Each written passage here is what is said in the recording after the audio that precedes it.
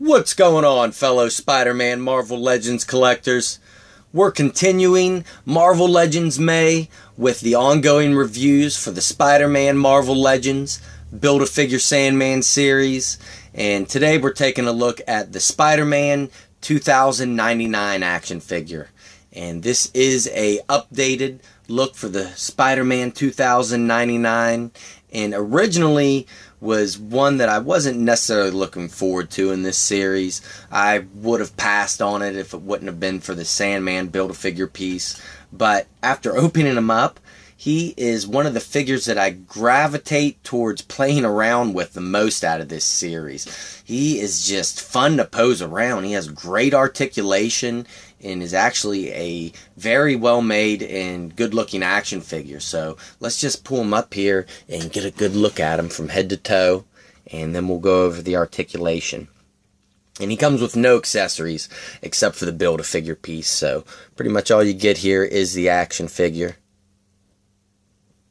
And I do really like that head sculpt. It's basic, however it looks good with those sculpted in lines, and his little eye design here is actually sculpted on. It's raised pretty far out, so that gives it some nice depth, and I love that red metallic paint they used on this action figure. Give you a little 360-degree spin.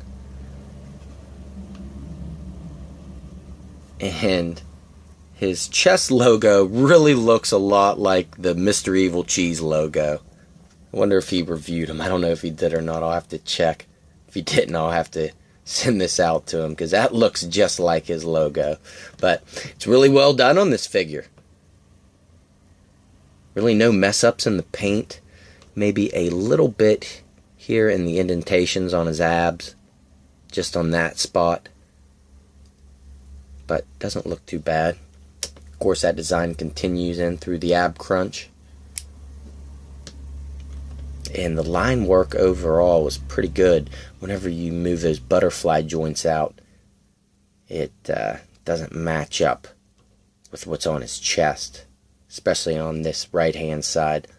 The left hand side's a little more on there, but still overall that looks good. I really like how these gauntlets came out with those blades on them.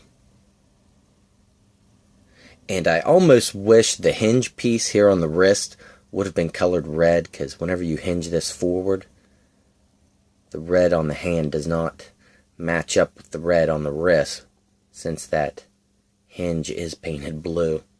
But of course on this side that red would have been noticeable, so you gotta give and take, right? And on his sides, he does have those lines painted. This actual character has webbing in between there, but I can't fault him for leaving it out. And overall, I really do like that red metallic paint. It stays pretty consistent on different parts of the body, except maybe the lower portions of the leg. You can tell it's not as bright. A little bit of blue on the foot. I do like this costume design. However, it almost looks like a Power Ranger version of Spider-Man in a way. But man, he's fun to pose. His articulation's great. His head is on a ball joint and hinge, which will rotate 360 degrees. Look this far down, very far back. Of course, he has these butterfly joints at the shoulders, which have a great range of movement. And then you have the hinge and ball joint here at the shoulders, which you can get past 90 degrees and rotate all the way around. Cut at the bicep. Double hinged elbows with a great range of movement there. And they look good when folded back straight.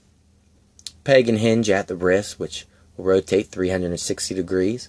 Hinge that far back, that far forward. Great movement there. His ab crunch is great. He will hinge very far down and very far back as well. And a cut at the waist, which will rotate all the way around. He will kick pretty far out and very high up, past 90 degrees, and a little ways back, not too far back. Cut at the upper thigh, which will rotate all the way around. Double jointed knees, which will go all the way back and back straight. Cut at the calf, which will rotate all the way around. And a hinge here at the foot, which will go that far back, that far forward. Great range there. And you can get that ankle pivot out of. So overall, I do give this figure a recommendation. If you're a fan of this new Spider-Man 2099, he is an awesome pickup. And of course, if you're trying to build that Sandman Build-A-Figure, if you were on the fence on this action figure, I'd say go for it. Build your Sandman. This is a good figure. So, alright everybody, stay tuned because I will be reviewing Shocker next.